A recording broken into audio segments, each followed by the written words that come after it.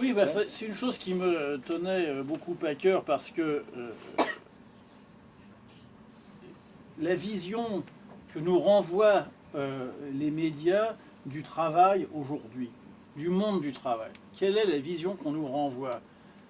Elle est une vision toujours dépréciative. De quoi parle-t-on quand on parle du travail aujourd'hui? On parle des petits boulots, des précaires, des intermittents, bon, comme si le monde du travail n'était plus que ça, comme s'il n'y avait plus que des petits boulots, de l'intérim, des choses comme ça, comme s'il n'y avait rien d'autre.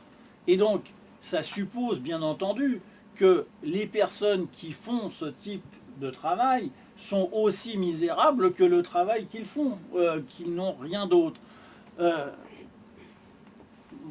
Moi, ça me choque toujours beaucoup parce que euh, dans ma propre vie et dans ce que j'ai pu voir autour de moi, eh bien, j'ai rencontré beaucoup de personnes dans le monde du travail, aussi bien dans les ateliers quand j'étais ouvrier à primeur, mais aussi à travers mon frère, à travers mon père, etc., que dans les bureaux, enfin plus tard, dire qui ont une culture, qui ont un savoir, qui ont une réflexion sur les choses.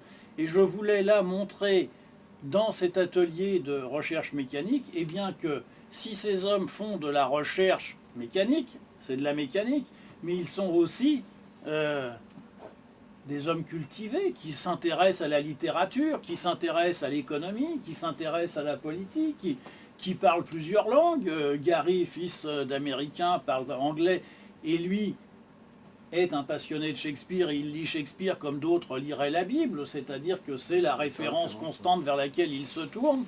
Il a transmis ça à son fils qui lui lit plutôt Walt Whitman, mais bon, un autre est plutôt un passionné d'histoire comme nous en connaissons. Je fais du vélo tous les week-ends avec un ami qui s'occupe de la maintenance à la RATP, qui est un spécialiste tout à fait performant de la guerre de 14-18, un vrai passionné d'histoire et pas un amateur dans le sens péjoratif, quelqu'un qui lit beaucoup, qui fait des recherches, qui enquête, qui va sur le terrain, il s'est passionné pour ce moment de l'histoire, il fait un travail d'historien.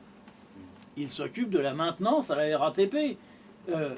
Enfin bon, c'est toujours ce genre de choses. Et au moment de la publication des Vivants et les Morts, ça m'a beaucoup fait rire de lire dans la presse des critiques qui s'étonnaient de deux choses. D'une part, que les ouvriers parlaient beaucoup, comme les ouvriers sont censés être muets, donc soit parce que ce sont des idiots congénitaux qui n'ont pas la parole, soit parce que, comme on ne peut pas penser à ce qu'ils peuvent dire, on préfère qu'ils se taisent. Donc il y a ça. Et puis deuxièmement, qu'ils aient une sexualité. Alors ça, c'était extraordinaire. D'un seul coup, on était très étonné que le monde du travail ait une sexualité. La sexualité étant réservée, bien entendu, à la bourgeoisie. Donc là, sur un autre terrain, j'attends avec amusement qu'on s'étonne, dans les journaux bien pensants, de voir des ouvriers, eh bien oui, s'y connaître sur le terrain économique ou sur la littérature. Alors Bernard Géniès, justement, dans le Nouvel Observateur en date du je sais pas combien, vous demande, sans rire, en mettant en scène la classe ouvrière, vous n'avez pas le sentiment d'écrire à contre-courant? Gérard Mourguet, avez-vous le sentiment d'écrire à contre-courant? Voilà. Enfin si, je vais vous dire, j'ai absolument le sentiment d'écrire à contre-courant de la majorité de la production romanesque française. Ça, non, mais lui, c'était pas sa question. Oui, non, mais bien sûr, mais c'est certain que j'ai ce sentiment. D'ailleurs, ma grande fierté, vous voyez ce livre, eh bien, chez Kalman Levy, les livres qui ont une couverture illustrée appartiennent à la collection littérature étrangère. Donc c'est de la littérature étrangère. Et voilà, et donc ça me va très bien. Non mais cet a priori là est un a priori terrible et qui pèse de façon puissante, constante, récurrente. Je suis passé qu'une seule fois dans ma vie à Apostrophe pour mon premier livre qui s'appelait Vive la sociale, et ça s'était très mal passé parce que quand la troisième fois Pivot a rappelé que j'avais commencé comme ouvrier imprimeur, j'en ai eu un peu marre. J'ai trouvé que c'était une chose qui, pour moi, j'ai eu une sorte de réaction comme si l'on disait à un auteur africain, si on s'étonnait qu'un auteur africain écrive des livres. Donc je lui ai fait remarquer que j'espérais que la prochaine fois, il demanderait à Dormesson s'il a écrit, parce que comme il n'a jamais rien foutu de sa vie, il fallait bien qu'il s'occupe. Ça n'a pas plu. Bon, mais parce qu'il y a cet a priori-là, c'est-à-dire que chose qui n'existe pas du tout dans le monde anglo-saxon, mais pas du tout. Vous citiez Dos Passos, j'imagine que personne n'a jamais dit à Dos Passos, ah bon, vous avez écrit des livres ou Steinbeck, ou Alan Silito qui a écrit Samedi soir, dimanche matin, ou même Harold Pinter. Harold Pinter vient du monde ouvrier, il n'y a qu'en France qu'on joue le petit doigt en l'air. C'est tout à fait différent. Mais il y a cet a priori-là que la littérature serait réservée, exclusivement réservée à la bourgeoisie et éventuellement à la petite bourgeoisie. Et c'est pour ça, un jour, on a eu une discussion sur la grammaire très intéressante avec Dan Franck et Annie Ernaux, et Annie nous expliquait qu'elle écrivait tous ses livres au passé composé parce qu'elle refusait d'utiliser le passé simple et l'imparfait qui, pour elle, était la langue bourgeoise. Un point de vue qui se défend. Mais c'est pour ça qu'elle fait des livres généralement assez courts, parce que c'est très dur d'écrire au-delà de 100 pages au passé composé. Mais enfin, je comprenais l'argument. Donc il y a cette chose-là. Et c'est vrai que c'est nécessairement à contre-courant, parce que écrire sur le monde du travail, c'est aussi se mettre d'une certaine façon directement en marge de la littérature.